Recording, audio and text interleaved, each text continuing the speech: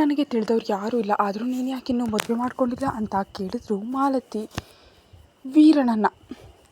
ಆ ಮಾತಿಗೆ ಬೇಸರದಿಂದ ಮುಖ ಮಾಡಿದ ವೀರ, ನನಗೆ ಮದುವೆ ಮಾಡೋದಕ್ಕೆ ಯಾರೂ ಇಲ್ಲ ಅಕ್ಕ, ನಾನೊಬ್ಬ ಅನಾಥ, ಈ ಅನಾಥನಿಗೆ ನನ್ನ ಯಾರು ಕೊಡ್ತಾರೆ ಹೇಳಕ್ಕ ಅಂತ ಕೇಳ್ದ. ಅವ್ರ ಮನೆಗೆ ಭೇಟಿಯಾಗೋದಕ್ಕೆ ಬಂದಿದ್ದಂತಹ ವೀರ ಅವನ ವೇದನೆಯನ್ನು ನೋಡ್ತಾ, ನೀನು ಅನಾಥನೇನಪ್ಪ, ನಿನಗೀಗ ನಾವಿದ್ದೀವಿ, ನಾನೇ ಒಂದು ಒಳ್ಳೆ ಹುಡುಗಿನ ನೋಡಿ ನಿನಗೆ ಮದುವೆ ಮಾಡ್ತೀನಿ ಓಕೆನಾ ಅಂತ ಕಿರುನಗೆಯೊಂದಿಗೆ ಹೇಳಿದ್ದು ಮಾಲತಿ. ಆ ಮಾತಿಗೆ ಸಣ್ಣದಾಗಿ ನಕ್ಕ ವೀರ ಸರಿಯಕ್ಕ ಅಂದ. ಹೀಗೆ ಇಬ್ಬರ ನಡುವೆ ಚರ್ಚೆ ನಡೀತಿತ್ತು. ಬಹಳ ಹೊತ್ತು ಅವಳ ಹತ್ರ ರಂಜನಿ ಬಗ್ಗೆ ಎಷ್ಟೋ ವಿಷಯಗಳನ್ನ ತಿಳ್ಕೊಂಡು ಹೊರಟು ಹೋದ ವೀರ. ಆ ದಿನ ಸಂಜೆ ಆಫೀಸ್ ಮುಗಿಸಿ ರಂಜನಿ ಮನೆಗೆ ಬರುವಷ್ಟರಲ್ಲಿ ಎದುರಿಗೆ ಕವಿತಾ ಕಂಡ್ರು. ಅವಳನ್ನ ನೋಡಿದ್ಲೆ, ಆಯ್ ಆಂಟಿ ಹೇಗಿದ್ದೀರಾ, ನಿಮ್ಮನ್ನು ನೋಡಿ ಬಹಳ ದಿನ ಆಯಿತು, ದೇವ್ರಿಗೆ ಧನ್ಯವಾದ, ಇಂದಿಗಾದರೂ ಬಂದ್ರಲ್ಲ ಅಂತ ಅವಳ ಹತ್ರಕ್ಕೆ ಓಡಿ ಹೋದ್ಲು ರಂಜನಿ. ತುಂಬ ಚೆನ್ನಾಗಿದ್ದೀನಿ ಕಣಮ್ಮ, ನೀನು ಹೇಗಿದೆಯಾ ಅಂತ ಅವಳನ್ನು ತಪ್ಪಿಕೊಂಡು ಕವಿತಾ. ಚೆನ್ನಾಗಿದ್ದೀನಿ ಆಂಟಿ, ಬಹಳ ದಿನಗಳ ನಂತರ ಬಂದಿದ್ದೀರಿ, ಇನ್ನೂ ಇಲ್ಲೇ ಇರಬೇಕು ನೀವು ಅಂತ ಹೇಳಿದ್ಲು ರಂಜನಿ. ಇರ್ತೀನಿ ಕಣಮ್ಮ, ಸ್ವಲ್ಪ ದಿನ ಇಲ್ಲಿ ಇರ್ತೀನಿ, ಮತ್ತೆ ಹೋಗ್ತೀನಿ, ಮತ್ತೆ ಬರ್ತೀನಿ ಅಂತ ಹೇಳಿದ್ಲು ಕವಿತಾ. ಅದೆಲ್ಲ ಆಗಲ್ಲ, ನೀವು ನಮ್ಮ ಜೊತೆನೇ ಇರಬೇಕಂಟಿ ಅಂತ ಗಲಾಟೆ ಶುರು ಮಾಡಿದ್ಲು ರಂಜನಿ.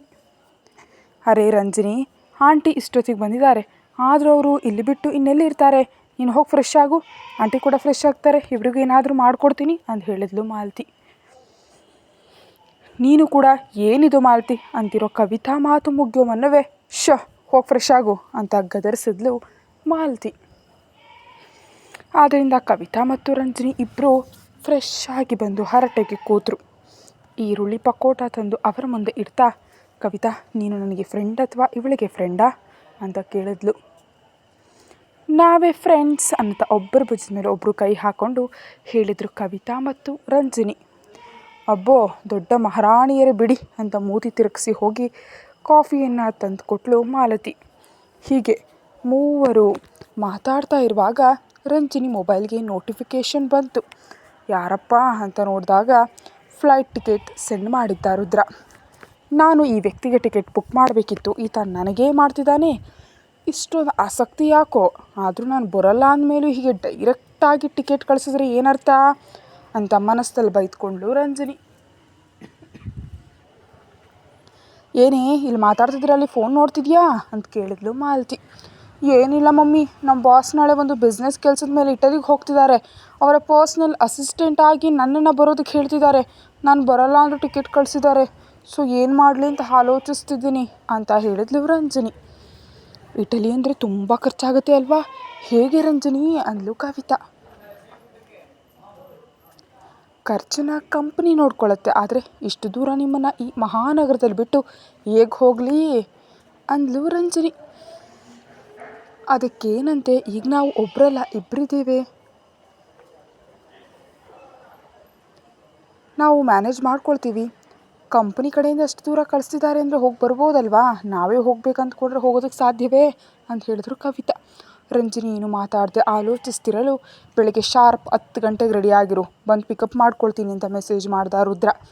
ಓ ಮೈ ಗಾಡ್, ಈತನ ಕಾನ್ಫಿಡೆನ್ಸ್ ಏನಿದು, ನಾನು ಸಿನಿಮಾಗಳಲ್ಲಿ ಎಷ್ಟೋ ಕತೆಗಳಲ್ಲಿ ಓದಿದೆ, CEO ಅಂದರೆ ಎಷ್ಟು ಪೊಗರು ಆ್ಯಟಿಟ್ಯೂಡ್ ಇರುತ್ತೆ ಅಂತ, ಈಗ ಡೈರೆಕ್ಟಾಗಿ ನೋಡ್ತಿದ್ದೀನಿ ಅಂತ ಮನಸ್ಸಲ್ಲಿ ಅಂದ್ಕೊಳ್ತಿದ್ದ ರಂಜನಿ ಆಲೋಚನೆಗಳಿಗೆ ಬ್ರೇಕ್ ಹಾಕ್ತಾ, ಇನ್ನೇನು ಯೋಚಿಸ್ಬೇಡ ರಂಜನಿ, ನೀನು ಹೋಗ್ತಾ ಇರೋದು ರುದ್ರನ ಜೊತೆನೇ ಅಲ್ವಾ, ಆ ಹುಡುಗ ತುಂಬ ಒಳ್ಳೆಯವನು, ನಿನ್ನ ಜಾಗ್ರತೆಯಾಗಿ ನೋಡ್ಕೊಳ್ತಾನೆ, ಪ್ರಶಾಂತವಾಗಿ ಹೋಗ್ಬಾ, ಹೋಗು ಬ್ಯಾಗ್ನ ರೆಡಿ ಮಾಡ್ಕೊ ಅಂದ್ಲು ಮಾಲತಿ. ಹೌದೌದು ತುಂಬ ಒಳ್ಳೆಯವನು ಅಂದ್ಕೊಳ್ತಾ ಹೋಗಿ ಬ್ಯಾಗ್ ರೆಡಿ ಮಾಡ್ಕೊಳ್ಳೋದಕ್ಕೆ ಶುರು ಮಾಡಿದೆ ರಂಜನಿ. ಇದೇನಿದು ಬರಲ್ಲ ಅಂತ ಅಷ್ಟು ಗಟ್ಟಿಯಾಗಿ ಹೇಳಿದ್ರು, ನಾನು ಬ್ಯಾಗ್ ಸರಿ ಮಾಡ್ತಿದ್ದೀನಿ, ಟಿಕೆಟ್ ಬುಕ್ ಮಾಡಿ ಮನೆ ಮುಂದೆ ಬಂದರು ನಾನು ಬರೆದಿದ್ರೆ ಆ ದೊಡ್ಡ ಮನುಷ್ಯ ಏನು ಮಾಡ್ತಾನೆ, ಏನು ಮಾಡ್ತಾನೆ, ಯಾಕೆ ಏನೂ ಮಾಡೋಕ್ಕಾಗಲ್ಲ, ನನ್ನ ಕೆಲಸನ ಸುಲಭವಾಗಿ ತೆಗೆದು ಹಾಕಬಲ್ಲ, ಅಷ್ಟೊಂದು ದೂರ ಯಾಕೆ ಹೋಗಲಿ ಬಿಡು ಅಂತ ತನಗೆ ತಾನೇ ಸಮಾಧಾನ ಮಾಡಿಕೊಂಡು ಕೊನೆಗೆ ಕೆಲಸ ಪೂರ್ತಿಗೊಳಿಸಿದ್ಲು. ಇನ್ನೊಂದು ಕಡೆ ರೆಸ್ಟೋರೆಂಟ್ ಮುಚ್ಚಿ ಮನೆಗೆ ಬಂದ ಅನ್ಸೂಯ ಫ್ರೆಶ್ ಆಗಿ ಬಂದು ವೀರನ್ ಪಕ್ಕ ಕೂತ್ಕೊಳ್ತಲೇ, ಡಾರ್ಲಿಂಗ್ ನಮ್ಮ ರೆಸ್ಟೋರೆಂಟ್ ಇರೋ ಕಂಪನಿ ರುದ್ರ ತೇಜ್ ಗ್ರೂಪ್ಸ್ನದೇ ಅಲ್ವಾ ಅಂತ ಕೇಳಿದ್ಲು. ರಂಜನಿಗಾಗಿ ಆ ವಿಷಯ ಕೇಳ್ತಿದ್ದಾನೇನೋ ಅನಿಸಿದ ಅನ್ಸೂಯ ಮುಖ ಬದಲಾಗಲು, ಯಾಕೆ ನೀನು ಆ ವಿಷಯ ಕೇಳ್ತಿದ್ಯಾ ಅಂತ ಕೇಳಿದ್ಲು. ನಾನು ಕೇಳಿದಕ್ಕೆ ಮಾತ್ರ ಉತ್ತರ ಹೇಳು ಅಂದ ವೀರ. ಹೌದು ಅದೇ ಕಂಪನಿ ಅಂದ್ಲು ಅನ್ಸೂಯ. ಹಾಗಾದರೆ ನಿನಗೆ ಯಾವಾಗಲಾದರೂ ಅಲ್ಲಿ ರಂಜನಿ ಕಂಡಿದ್ಲಾ ಅಂತ ಕೇಳ್ದ ವೀರ. ಆ ಮಾತಿಗೆ ಅನ್ಸೂಯಕ್ಕೆ ಸ್ವಲ್ಪ ಗಾಬರಿ ಆಯಿತು. ಆ ಗಾಬರಿಯನ್ನು ಮುಚ್ಚಾಕೋದಕ್ಕೆ ಪ್ರಯತ್ನಿಸ್ತಾ, ಕಾಣಿಸ್ಲಿಲ್ಲ ವೀರ. ಯಾಕೆ ರಂಜನಿ ಅಲ್ಲೇ ಕೆಲಸ ಮಾಡ್ತಿದ್ದಾಳಾ ಅಂತ ಏನು ತಿಳಿಯದವಳಂತೆ ಕೇಳ್ತಿದ್ದ ಅನಸೂಯ ಮಾತು ಮುಗಿಯೋ ಮುನ್ನವೇ ಒಮ್ಮೆಗೆ ಅವಳ ಗಂಟಲು ಹಿಡಿದ ವೀರ, ರಂಜನಿ ನಿನಗೆ ಕಾಣಿಸ್ಲಿಲ್ವಾ ಅಂತ ಕೋಪದಿಂದ ಕೇಳ್ದ. ಅವನು ಹಿಡಿತಕ್ಕೆ ಉಸಿರಾಡೋದು ಕಷ್ಟ ಆಗ್ತಾ ಇರಲು ಅತಿ ಕಷ್ಟದಿಂದ ಮಾತು ಹೊರಡಿಸ್ತಾ ಇಲ್ಲ ಅಂದ್ಲು. ಈ ಬಾರಿ ಇನ್ನಷ್ಟು ಗಟ್ಟಿಯಾಗಿ ಅವಳ ಗಂಟಲು ಹಿಡಿದ ವೀರ. ಆ ಹಿಡಿತ ಹೇಗಿತ್ತು ಅಂದರೆ ಅವಳ ಪ್ರಾಣ ಹೇಗೆ ಹೋಗುತ್ತೋ ಅವಳಿಗೆ ಖಚಿತವಾಗಿ ಅರ್ಥವಾಗುವಂತಿತ್ತು. ಕಣ್ಣಲ್ಲಿ ನೀರು ತುಂಬಿ ಪ್ರಾಣ ಹೋಗೋ ಸ್ಥಿತಿಯಲ್ಲಿತ್ತು. ಅನಸೂಯ ಕಾಲು ಕೈಗಳ ಸ್ವಾಧೀನ ಕಳೆದುಕೊಳ್ತಿದ್ರು. ಅವಳು ಹೇಳೋದಕ್ಕೆ ಪ್ರಯತ್ನಿಸ್ತಿದ್ದ ಮಾತು ಹೊರಗೆ ಬರ್ತಿರಲಿಲ್ಲ. ಇನ್ನೊಂದು 10 ಸೆಕೆಂಡ್ ಆಗಿದ್ರೆ ಪ್ರಾಣ ಹೋಗ್ತಿತ್ತೇನೋ ಅನ್ನೋ ಸಮಯದಲ್ಲಿ ಪಕ್ಕನೆ ಅವಳನ್ನ ಬಿಟ್ಟ ವೀರ. ಅದರಿಂದ ವಿಪರೀತವಾಗಿ ಕೆಮ್ಮುತ್ತಾ ಆಯಾಸಗೊಂಡ್ಳು ಅನಸೂಯ. ಅವಳ ಕಣ್ಣಿಂದ ಸತತವಾಗಿ ನೀರು ಬರುತ್ತಲೇ ಇತ್ತು. ಮೈಯೆಲ್ಲ ತತ್ತರಿಸಿ ಹೋಗಿತ್ತು. ಆಗ ಎದ್ದು ಹೋಗಿ ಕುಡಿಯೋ ನೀರು ತಂದುಕೊಟ್ಟ ವೀರ. ಆ ನೀರನ್ನು ಎಸೆದ ಅನಸೂಯ ತನ್ನ ಆಯಾಸವನ್ನು ನಿಯಂತ್ರಿಸಿಕೊಳ್ಳಲು ಪ್ರಯತ್ನಿಸ್ತಾ ಇದ್ದಾಳೆ. ವೀರ ಹೋಗಿ ಇನ್ನೊಂದು ಗ್ಲಾಸ್ ನೀರು ತಂದುಕೊಟ್ಟ. ಕೋಪದಿಂದ ವೀರನನ್ನು ನೋಡಿದ್ಲು ಅನಸೂಯ. ಕೋಪದಲ್ಲಿ ನೀನು ಸುಂದರವಾಗಿ ಕಾಣ್ತೀಯಾ, ಆದರೆ ಈಗಲ್ಲ, ನಾನು ರಂಜನಿಯನ್ನು ಟ್ರ್ಯಾಪ್ ಮಾಡೋದಕ್ಕೆ ಟ್ರೈ ಮಾಡ್ತಿದ್ದೀನಿ ಅಂತ ನಿನಗೆ ಗೊತ್ತು. ಆದರೂ ಅದನ್ನು ನೀನು ನೋಡಿಯೂ ನನಗೆ ಹೇಳಲಿಲ್ಲ. ಅಂಥ ನಿನ್ನನ್ನು ನಾನೇನು ಮಾಡಬೇಕು ಅಂತ ಕೇಳ್ದ ಅವನು. ಆ ಮಾತಿಗೆ ಒಮ್ಮೆಗೆ ಎದ್ದು ರಂಜನಿ ರಂಜನಿ ರಂಜನಿ ಏನು ಮಾಡ್ಕೊಳ್ತೀಯಾ ರಂಜನಿಯನ್ನು ಅನ್ನತ್ಲೆ ಗಟ್ಟಿಯಾಗಿ ಕೆಮ್ಮುತ್ತಾ ಕೆಳಗೆ ಬಿದ್ದಲು ಅನಸೂಯ. ತಕ್ಷಣ ಅವಳನ್ನ ಹಿಡಿದು ಮೇಲೆತ್ತೋದಕ್ಕೆ ಹೋದ ವೀರ ಅವನ ಕೈಯನ್ನು ಕೊಡವಿ, ಈ ದಿನ ಆ ರಂಜನಿಗಾಗಿ ನೀನು ನನ್ನ ಪ್ರಾಣ ತೆಗೆಯೋದು ಕೂಡ ಹಿಂದೆ ನೋಡಲಿಲ್ಲ. ಅಸಲು ಆ ರಂಜನಿ ಮೇಲೆ ನಿನಗೆ ಅಷ್ಟೊಂದು ಆಸಕ್ತಿ ಯಾಕೆ, ನಂಗೆ ತಿಳಿಬೇಕು ಅನ್ನುತ್ತಾ ಮತ್ತೆ ಕೆಮ್ಮಿದ್ಲು ಅನಸೂಯ. ಈ ಬಾರಿ ಅವಳನ್ನ ಬಲವಂತವಾಗಿ ಹಿಡಿದು ನೀರು ಕುಡಿಸ್ತಾ ವೀರ, ನನಗೆ ರಂಜನಿ ಬೇಕು ಅಂದ. ಅದಕ್ಕೆ ಅವನನ್ನು ತಳ್ಳಿ, ಅವಳೇ ಯಾಕೆ ಬೇಕು, ಅವಳು ನನಗಿಂತ ಸುಂದರವಾಗಿದ್ದಾಳ, ನನಗಿಂತ ಹೆಚ್ಚಾಗಿ ನಿನ್ನ ಪ್ರೀತಿಸ್ತಾಳ, ನನಗಿಂತ ಹೆಚ್ಚು ನಿಂಗೆ ಸುಖ ಕೊಡಬಲ್ಲಳ, ಯಾವುದ್ರಲ್ಲಿ ಅವಳು ನನಗಿಂತ ಹೆಚ್ಚು ಅಂತ ಕೇಳಿದ್ಲು ಅನಸೂಯ. ಆ ಮಾತಿಗೆ ಕೋಪದಿಂದ ಅವಳನ್ನ ನೋಡಿ, ಸೇಡಿನಲ್ಲಿ ನಿನಗಿಂತ ಹೆಚ್ಚು ಅಂದ ವೀರ. ಸೇಡು? ಏನು ಸೇಡು? ನಿನಗೆ ರಂಜನಿ ಮೇಲಿರೋದು ಸೇಡು ಹಾಗೆ ಎಲ್ಲಾದರೂ ಅನಿಸಿದ್ಯಾ? ನಿಜ ಹೇಳು, ಯಾಕೆ ಅವಳಿಗಾಗಿ ಬಿದ್ದು ಸಾಯ್ತಿದ್ಯಾ? ಈ ದಿನ ನೀನು ನನಗೆ ಉತ್ತರ ಹೇಳಬೇಕು ವೀರ, ಅವಳ ಮೇಲೆ ನಿನಗೆ ಅಷ್ಟೊಂದು ಹುಚ್ಚು ಯಾಕೆ ಅಂತ ಕೇಳಿದ್ಲು ಅನಸೂಯ. ಹುಚ್ಚು ಅಲ್ವೇ, ನಿನಗೆ ಹೇಳಿದ್ರೆ ಅರ್ಥ ಆಗಲ್ಲ. ಅವಳ ಮೇಲಿರೋದು ಸೇಡು, ದ್ವೇಷ, ಕೋಪ, ಕೊಲ್ಲಬೇಕು ಅನ್ನುವಷ್ಟು ಕೋಪ, ಹಿಂಸೆ ಮಾಡಿಕೊಳ್ಬೇಕು ಅವಳನ್ನ ಅಂತ ಗಟ್ಟಿಯಾಗಿ ಕಿರ್ಚಿದ ವೀರ. ಆ ಮಾತಿಗೆ ಶಾಕ್ನಿಂದ ಸ್ತಬ್ಧಳಾದ್ಲು ಅನಸೂಯ. ಏನೂ ಆಶ್ಚರ್ಯ ಆಗ್ತಿದೆಯಾ? ನಾನು ಇಷ್ಟು ವರ್ಷಗಳಿಂದ ಅವಳ ಮೇಲಿನ ಸೇಡಿನಿಂದ ಅವಳ ಪ್ರತಿ ನಡೆಯನ್ನು ಗಮನಿಸ್ತಿದ್ದೀನಿ. ಅವಳು ಕಾಣಿಸದಿದ್ದರೆ ನನ್ನ ಸೇಡು ತಣ್ಣಗಾಗುತ್ತೇನೋ ಅಂತ ಸದಾ ಅವಳು ನನ್ನ ಕಣ್ಣು ಮುಂದೆ ಕಾಣುವಂತೆ ವ್ಯವಸ್ಥೆ ಮಾಡ್ಕೊಂಡಿದ್ದೀನಿ. ಅವಳು ಸಾಮಾನ್ಯ ಸಾವು ಅನುಭವಿಸಬಾರ್ದು, ನನ್ನ ಕೈಯಲ್ಲಿ ಸಿಕ್ಕಿ ಚಿತ್ರಹಿಂಸೆ ಅನುಭವಿಸಿ ಸಾವು ಬಿಟ್ಟು ಬೇರೆ ದಾರಿ ಇಲ್ಲ ಎಂಬಂತ ಅಳಬೇಕು. ಅವಳು ಅಳ್ತಿದ್ರೆ ನಾನು ನೋಡಬೇಕು. ಅಲ್ಲಿವರೆಗೆ ನನ್ನ ಬೇಟೆ ನಿಲ್ಲದು. ನಾಳೆಯಿಂದ ನಾನು ಕೂಡ ನಿನ್ನ ಜೊತೆಗೆ ರೆಸ್ಟೋರೆಂಟಿಗೆ ಬರ್ತೀನಿ. ಆ್ಯಂಡ್ ನೀನು ನನ್ನ ಹತ್ರ ಟ್ರಿಕ್ಸ್ ಪ್ಲೇ ಮಾಡೋದಕ್ಕೆ ನೋಡಬೇಡ, ನೋಡಿದ್ರೆ ಈ ಬಾರಿ ಬಿಡಲ್ಲ, ಕೊಂದು ಹಾಕ್ತೀನಿ ಅಂತ ಕೋಪದಿಂದ ಅಲ್ಲಿಂದ ಹೊರಟೋದ ವೀರ. ಅಸಲು ವೀರ ಏನು ಮಾಡಬೇಕಂತಿದ್ದಾನೆ? ಯಾಕೆ ರಂಜನಿ ಮೇಲೆ ಅಷ್ಟೊಂದು ಸೇಡು ಬೆಳೆಸ್ಕೊಂಡಿದ್ದಾನೆ? ಅದರಿಂದ ತಮ್ಮ ಜೀವಗಳು ಏನಾಗುತ್ತವೋ ಅರ್ಥವಾಗದ ಅನಸೂಯ ನಿಂತಲ್ಲೇ ಕುಸಿದು ಬಿದ್ಲು. ಅವಳಿಗೆಲ್ಲವೂ ಅಸ್ಪಷ್ಟವಾಗಿ, ಭವಿಷ್ಯ ಪ್ರಶ್ನಾರ್ಥಕವಾಗಿ ಅನ್ನಿಸ್ತು. ಇನ್ನೊಂದು ಕಡೆ ರುದ್ರ ನೇರವಾಗಿ ಆಸ್ಪತ್ರೆಗೆ ಹೋಗಿ ಅಲ್ಲಿ ಸ್ವಲ್ಪ ಹೊತ್ತು ಇದ್ದು ನಂತರ ಮನೆಗೆ ಬರ್ತಿದ್ದಂತೆ ಅವನ್ನ ಎದುರುಗೊಂಡ ವಸುಂಧರ, ರುದ್ರ ನನ್ನ ಜೊತೆ ಮಾತಾಡಬೇಕು ಅಂದ್ಲು. ಮಾತಾಡ್ತಿದ್ಯಲ್ಲ ಮಮ್ಮಿ, ಹೊಸ್ದಾಗಿ ಪರ್ಮಿಷನ್ ಯಾಕೆ, ಏನು ಹೇಳು ಅಂತ ಸೋಫಾದಲ್ಲಿ ಕೂತ್ಕೊಳ್ತಾ ಅಂದ ರುದ್ರ. ನನಗೆ ಒಂದು ವಿಷಯ ತಿಳಿಯಿತು, ಅದು ನಿಜವೋ ಸುಳ್ಳೋ ಅದನ್ನು ಮಾತ್ರ ಹೇಳಿದ್ರೆ ಸಾಕು ಅಂದ್ಲು ವಸುಂಧರ. ಏನಾ ವಿಷಯ, ಏನು ತಿಳಿಯಿತು ಅಂತ ಶೂ ತೆಗಿತಾ ಕೇಳಿದ ರುದ್ರ. ನೀನು ಯಾರನ್ನಾದರೂ ಲವ್ ಮಾಡ್ತಿದ್ಯಾ ಅಂತ ಕೇಳಿದ್ಲು ವಸುಂಧರ. ಆ ಮಾತಿಗೆ ತಾಯಿ ಕಡೆ ಒಮ್ಮೆ ನೋಡಿ ಮತ್ತೆ ಶೂ ತೆಗೆಯುತ್ತಾ, ನಿನಗ್ಯಾಕೆ ಆ ಡೌಟ್ ಬಂತು ಮಮ್ಮಿ ಅಂತ ಕೇಳ್ದ ರುದ್ರ. ಯಾಕೆ ಬಂದರೆ ಏನಂತೆ, ನೀನು ನನಗೆ ನೇರವಾಗಿ ಉತ್ತರ ಹೇಳು, ನೀನು ಯಾರನ್ನಾದರೂ ಲವ್ ಮಾಡ್ತಿದ್ಯಾ ಅಂತ ಕೇಳಿದ್ಲು ವಸುಂಧರ. ಎಸ್ ಮಮ್ಮಿ, ಲವ್ ಮಾಡ್ತಿದ್ದೀನಿ ಅಂತ ಹೇಳಿದ ರುದ್ರ.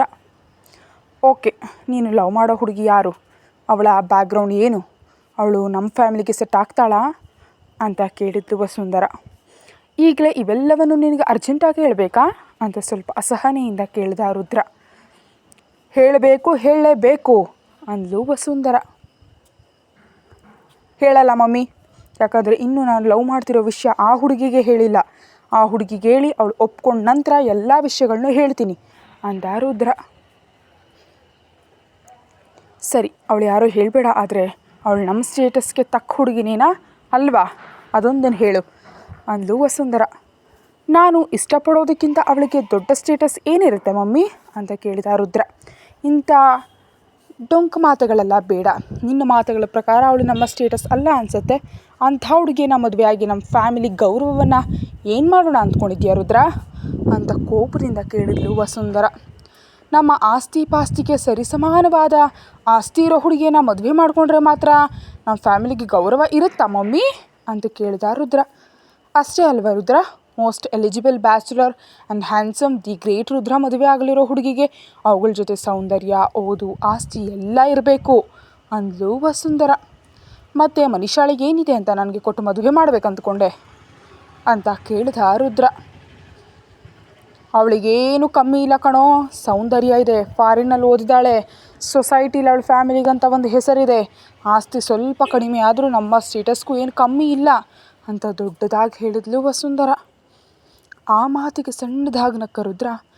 ನಮ್ಗೆ ಇಷ್ಟವಾದರೆ ಎಂಥ ಲೋಪಗಳಿದ್ರೂ ನೆತ್ತಿ ಮೇಲೆ ಇಟ್ಕೊಳ್ತೀವಿ ಮಮ್ಮಿ. ಇಷ್ಟ ಆಗದಿದ್ರೆ ಎಂಥ ದೊಡ್ಡವರಾದರೂ ಕಾಲು ಕೆಳಗೆ ಹಾಕಿ ತುಳಿತೀವಿ. ಈಗ ನೀನು ಮಾತಾಡ್ತಿರೋದು ಕೂಡ ಹಾಗೇ ಇದೆ. ನಾನು ಒಂದು ವಿಷಯ ನಿನಗೆ ಕ್ಲಾರಿಟಿಯಾಗಿ ಹೇಳ್ತಿದ್ದೀನಿ ಕೇಳು. ನಾನು ಮದುವೆ ಅಂತ ಮಾಡಿಕೊಂಡ್ರೆ ನಾನು ಲವ್ ಮಾಡಿದ ಹುಡುಗಿಯನ್ನೇ ಮಾಡ್ಕೊಳ್ತೀನಿ, ಇಲ್ದಿದ್ರೆ ಲೈಫ್ ಪೂರ್ತಿ ಹೀಗೆ ಇರ್ತೀನಿ ಅಷ್ಟೇ ಹೊರತು ಇನ್ನೊಬ್ಬಳನ್ನ ಮದುವೆ ಆಗಲ್ಲ.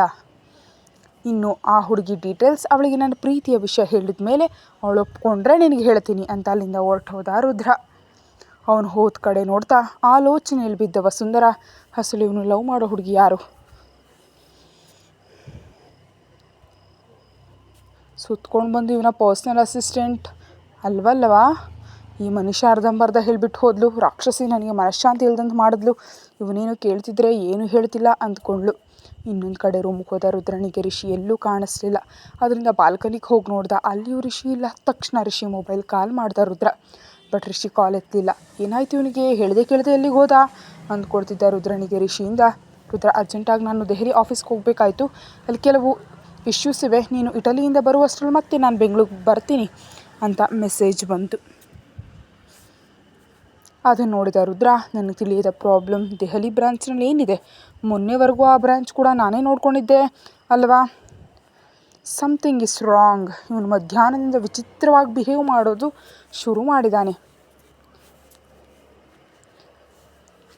ಇವನಿಗೆ ಅಥವಾ ಮನೀಷಾಗೆ ಏನಾದರೂ ಸಂಬಂಧ ಇದೆಯಾ ಎಂಬ ದಿಕ್ಕಿನಲ್ಲಿ ಆಲೋಚಿಸೋದಕ್ಕೆ ಶುರು ಮಾಡಿದ ರುದ್ರ. ಮರುದಿನ ಟ್ರಿಪ್ ಕೊಟ್ಟ ರುದ್ರ ನೇರವಾಗಿ ಹೋಗಿ ರಂಜನಿ ಅಪಾರ್ಟ್ಮೆಂಟ್ ಮುಂದೆ ಕಾರ್ ನಿಲ್ಲಿಸ್ದ. ಒಂದು ಹಾನ್ ಮಾಡಲಿಲ್ಲ, ರಂಜನಿಗೆ ಫೋನ್ ಮಾಡಲಿಲ್ಲ, ಕಾರ್ ನಿಲ್ಲಿಸಿ ಹಾಗೆ ಸೈಲೆಂಟಾಗಿ ಕೂತ. ಇನ್ನೊಂದು ಕಡೆ ರಂಜನಿ ರೆಡಿಯಾಗಿ ರುದ್ರನ ಕಾಲ್ಗೆ ಕಾಯ್ತಿದ್ದಾಳೆ. ಶಾರ್ಪ್ 9 ಗಂಟೆಗೆ ಬರ್ತೀನಿ ಅಂತ ದೊಡ್ಡ ಮನುಷ್ಯ ಇನ್ನೂ ಬಂದಿಲ್ವಲ್ಲ ಅಂತ ಫೋನ್ ಕಡೆ ನೋಡ್ತಿದ್ದಾಳೆ ರಂಜನಿ. ಮತ್ತೊಂದು ಕಡೆ ವಾಚ್ ನೋಡಿಕೊಂಡ ರುದ್ರ ಕೂಡ ಅವಳು ಇನ್ನೂ ಬರಲಿಲ್ಲ ಅಂತ ಕೋಪದಿಂದ ಕಾಯ್ತಿದ್ದಾನೆ. ಏನೋ ಇವರು ನನಗೆ ಹೇಳ್ತಾರೆ, ಆದರೆ ಒಂದು ಕರೆಕ್ಟಾಗಿ ಮಾಡಲ್ಲ ಅಂತ ಮನಸ್ಸಲ್ಲಿ ಅಂದ್ಕೊಳ್ತಿದ್ದಾಳೆ ರಂಜನಿ.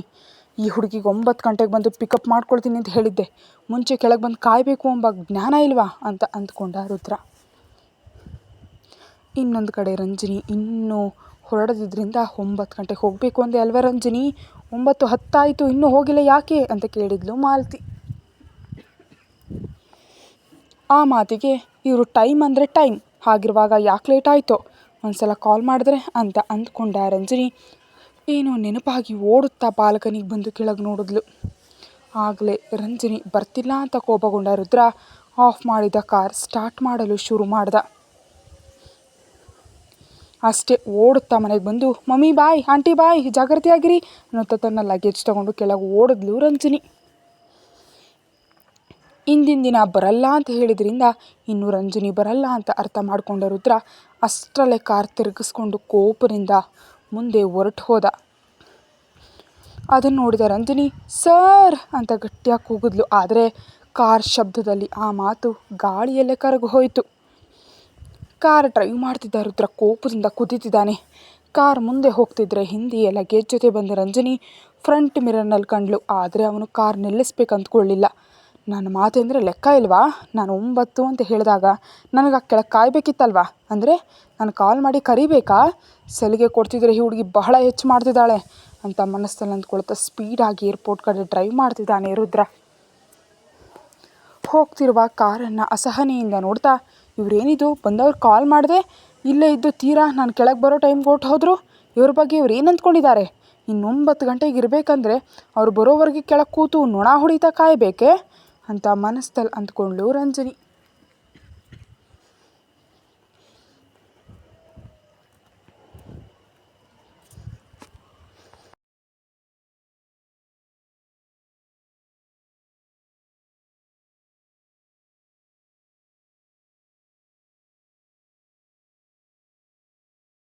ಅವನನ್ನು ನೋಡಿ ಇರಿಟೇಟ್ ಆಗ್ತಾಳೆ ರಂಜನಿ. ಮುಂದೆ ಹೋಗ್ಬಿಟ್ಟ ರುದ್ರ. ಮಿರರ್ನಿಂದ ರಂಜನಿ ನೋಡಿದ ತಕ್ಷಣ ಮೊಬೈಲ್ ತೊಗೊಂಡು, ಎಕ್ಸಾಕ್ಟಾಗಿ 1 ಅವರ್ನಲ್ಲಿ ನಾವು ಹೋಗಬೇಕಾದ ಫ್ಲೈಟ್ ಇದೆ, ಇಲ್ಲಿಂದ ಏರ್ಪೋರ್ಟ್ಗೆ 40 ನಿಮಿಷ, ಸೊ ಕ್ಯಾಬ್ ಬುಕ್ ಮಾಡ್ಕೊಂಡು ಬಾ. ಫ್ಲೈಟ್ ಮಿಸ್ ಮಾಡಿದ್ಯಾ, ನಾನು ಎಷ್ಟು ದಿನ ಇಟಲಿಯಲ್ಲಿ ಇರ್ತೀನೋ ಅಷ್ಟು ಮುತ್ತುಗಳನ್ನ ಇಂಡಿಯಾಗೆ ಬಂದಮೇಲೆ ಕೊಡ್ತೀನಿ ಅಂತ ಮೆಸೇಜ್ ಟೈಪ್ ಮಾಡಿ ರಂಜನಿಗೆ ಸೆಂಡ್ ಮಾಡ್ದೆ. ಅದನ್ನು ನೋಡಿದ ರಂಜನಿಗೆ ವಿಪರೀತವಾದ ಕೋಪ ಬಂತು. ಆದರೆ ಒಬ್ಬರ ಕೆಳಗೆ ಕೆಲಸ ಮಾಡುವಾಗ ಕೋಪ ಕೆಲ್ಸಕ್ಕೆ ಬರಲ್ವಲ್ಲ. ಹಾಗೆ ರುದ್ರ ಕೂಡ ಮುತ್ತಿನ ಪವರ್ ತಿಳಿದಿರೋ ರಂಜನಿ ತಕ್ಷಣ ಕ್ಯಾಬ್ ಬುಕ್ ಮಾಡಿದ್ಲು. ಕ್ಯಾಬ್ ಬರಲು 10 ನಿಮಿಷ ಹಿಡಿತು. ಕ್ಯಾಬ್ ಬಂದ ತಕ್ಷಣವೇ 10 ಕೂದಲು.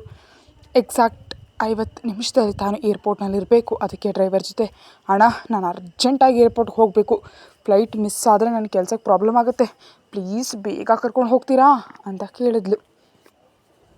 ಆ ಮಾತಿಗೆ ಕ್ಯಾಬ್ ಡ್ರೈವರ್ ಒಂದು ಸಲ ಹಿಂದೆ ತಿರುಗಿ ಅವಳ ಕಡೆ ನೋಡಿ ಕಾರ್ ಸ್ಪೀಡನ್ನು ಹೆಚ್ಚಿಸ್ದ.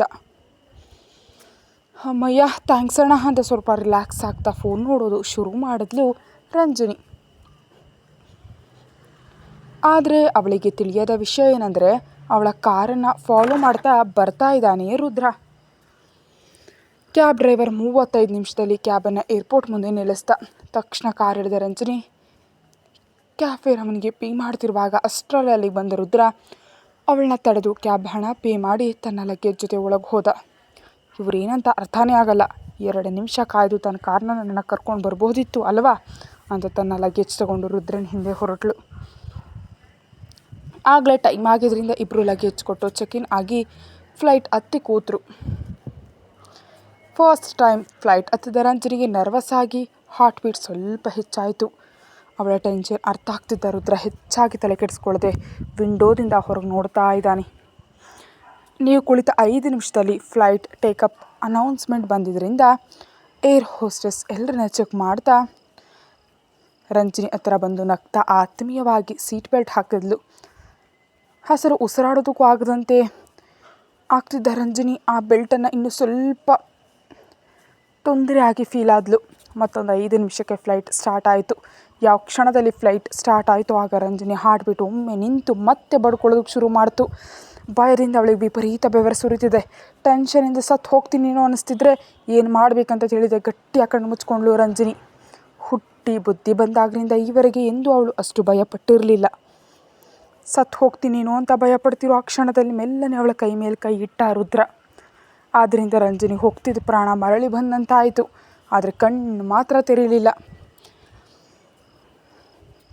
ಹಾಗೆ ರುದ್ರನ ಕೈ ಮೇಲೆ ತನ್ನ ಕೈ ಇಟ್ಲು.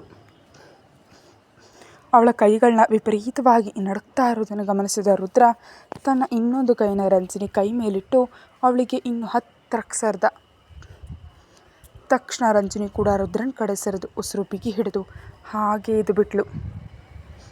ರಂಜನಿ ಕೂಲ್, ಕಾಮ್ ಡೌನ್, ಹಾಗೆ ಉಸಿರು ಬಿಗಿ ಹಿಡ್ಕೋಬೇಡ, ರಿಲ್ಯಾಕ್ಸ್ ಆಗಿರೋ, ಏನೂ ಆಗಲ್ಲ, ನಾನು ನಿನ್ನ ಪಕ್ಕದಲ್ಲಿದ್ದೀನಿ, ಕಣ್ಣು ತೆರೆದು ನೋಡು, ನಾವು ಆಕಾಶದಲ್ಲಿ ಹಾರ್ತಿದ್ದೀವಿ, ಈಗ ವಿಂಡೋದಿಂದ ಕೆಳಗೆ ನೋಡಿದ್ರೆ ಒಳ್ಳೆ ಫೀಲ್ ಇರುತ್ತೆ, ರಿಲ್ಯಾಕ್ಸ್, ಓಪನ್ ಯುವರ್ ಐಸ್ ಅಂತ ಮೆಲ್ಲಗೆ ಹೇಳ್ತಿರೋ ರುದ್ರನ ಮಾತುಗಳು ಮಂತ್ರದಂತೆ ಕೆಲಸ ಮಾಡೋದಕ್ಕೆ ಆರಂಭಿಸಿದ್ವು. ನೆಮ್ಮದಿಯಾಗಿ ತನ್ನ ಟೆನ್ಷನ್ ಕಡಿಮೆ ಮಾಡ್ಕೊಳ್ತಾ ಕಣ್ಣು ತೆರೆದ್ಲು ರಂಜನಿ. ಆ ಕ್ಷಣದಲ್ಲಿ ರುದ್ರ ಅವಳಿಗೆ ಬಹಳ ಹತ್ತಿರವಿದ್ದ. ದೂರ ಸರಿಬೇಕನ್ನೋ ಆಲೋಚನೆ ಅವಳಿಗೆ ಬರಲಿಲ್ಲ. ಜೊತೆಗೆ ಸ್ವಲ್ಪ ಬೆದರಿಕೆಯಿಂದ ಅವನ ಕಡೆ ನೋಡ್ತಾ, ನಂಗೆ ತುಂಬ ಭಯ ಆಗ್ತಿದೆ ಅಂದ್ಲು ರಂಜನಿ. ನೋಡು, ನಮ್ಮ ಜೊತೆ ಸುಮಾರು ಈ ಫ್ಲೈಟ್ನ 100 ಜನ ಇದ್ದಾರೆ.